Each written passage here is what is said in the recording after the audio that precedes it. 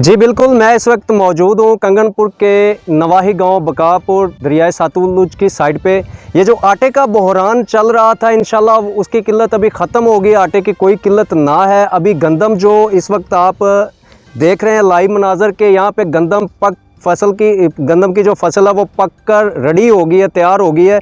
जो अनकरीब 2 से 3 दिन तक ये फसल कट जाएगी और इसकी गंदम जो हमारे कंगनपुर गल्ला मंडी में यहाँ पे मौजूद होगी, जहाँ से जो शहरी हजरात हैं या कोई गांव वाले हैं वो उससे मुस्तफ़ीद होंगे। कैमरामैन टीम के साथ अमजद नज़ीर, पुकार एशिया की आवाज़, कंगनपुर।